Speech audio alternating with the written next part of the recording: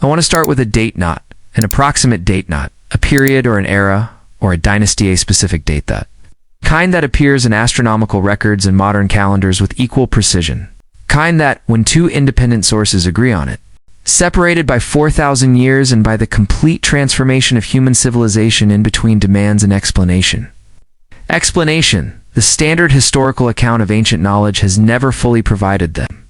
Date is April 15th, 1178. BCE. On that date, according to calculations made using modern astronomical software capable of computing the exact position of every celestial body at any moment in history, a solar eclipse was visible across a defined corridor of the ancient Near East. The path of totality moved through regions that today include Turkey, Syria, and northern Mesopotamia. The eclipse was total. It was dramatic. It would have been one of the most powerful astronomical events visible to any observer anywhere in that region during the entire second millennium BCE. And then something unexpected appears. A reference to this eclipse exists in an ancient text. I checked the dating of that text. I encountered something that does not fit comfortably into the standard model. Something that required time to fully process the text appears to have been written before the eclipse occurred. Let me be precise, because precision matters. Here, this is not about exaggeration. This is about evidence. The text is a tablet from the ancient city of Ugarit, coastal city, in what is now northern Syria, not strictly Sumerian in geography, but fully embedded in the broader cuneiform tradition that inherited Sumerian astronomical knowledge. The tablet is known as KTU 178.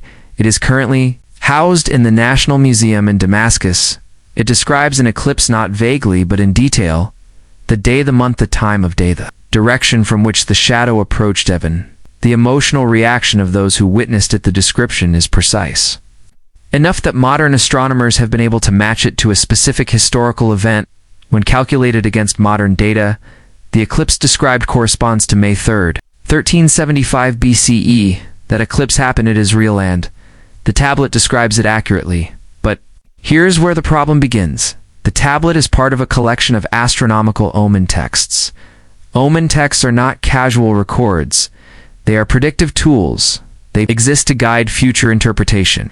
An omen text, by definition, is written before the event it describes, which creates a critical question: is the text recording a past eclipse for reference, or is it predicting a future eclipse with enough precision to describe it in advance? That distinction changes everything, because if it is predictive, then it implies a level of astronomical knowledge far beyond what conventional history allows. This is not an isolated case. To understand the full scope, we need to move forward into the Babylonian traditions, specifically into the astronomical records that form one of the most extensive observational systems in the ancient world. Within that system exists a concept known as the Saros cycle, a repeating period of approximately 18 years, 11 days, and 8 hours, after which the sun, moon, and earth return to nearly identical relative positions, causing eclipses to repeat in predictable patterns. This is not speculation. This is mathematics. The Babylonians used this cycle not just to explain eclipses after they happened, but to predict them before they occurred. This is documented in the collections of the British Museum. There exists a set of tablets known as the Saros Canon. These are not observational logs.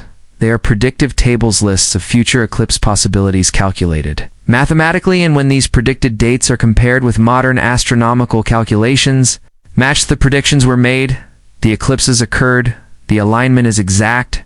Now the question shifts: how did they know? Because the Saros cycle is not obvious. It does not reveal itself through casual observation. To identify it reliably requires tracking eclipses across generations, across centuries. One cycle is 18 years. To confirm it, you need multiple repetitions. That demands a continuous observational record extending far beyond a single lifetime. But here's the problem: the sustained Babylonian observation program that produced the majority of surviving records begins around 747 BCE.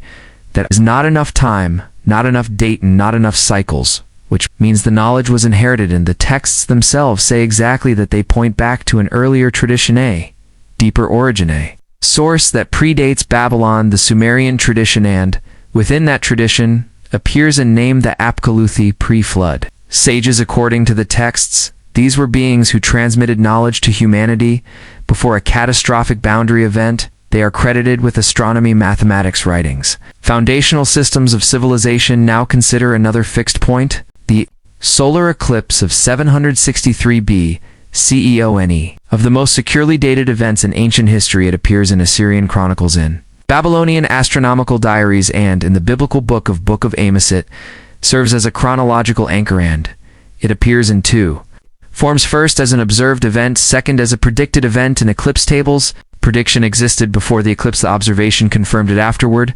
Both records agree. This is not debated. What is debated is what it implies, because again the question remains, where did the underlying knowledge come from? Now we arrive at one of the most important sources, Tablet 14 of the series known as Enuma Anu Enlil. Vast collection of approximately 70 tablets covering celestial phenomena, solar eclipses, lunar eclipses, planetary motion, atmospheric events, shade to interpretation, each tied to prediction. Tablet 14 focuses specifically on solar eclipses. Descriptions are detailed enough that modern researchers have matched several entries to real historical eclipses. Some of those eclipses occurred before the period in which the tablet itself was compiled, which means the tablet is preserving older observations, capitularate transmitted generation after generation. The physical tablet is not the origin. It is a link in a chain of knowledge extending backward beyond the surviving material. Record this is how the system worked: scribes copying earlier texts, preserving observations made by predecessors, maintaining continuity across centuries. The tablets we hold today are not originals. They are echoes, and at the far end of that chain, where the copies stop, where the record points to something earlier, explanation remains consistent. The knowledge came from before the flood, from the Apkaluframa, time that the texts themselves describe as existing before recorded history. The sorrow cycle requires centuries of observation. The Babylonians did not possess those centuries independently. They inherited them. The prediction tables exist. The eclipses happened. The agreement is real. So the question remains, who made the first observations before the copies, before the scribal schools, before the institutions touched the sky long enough to discover the pattern the tablets give in?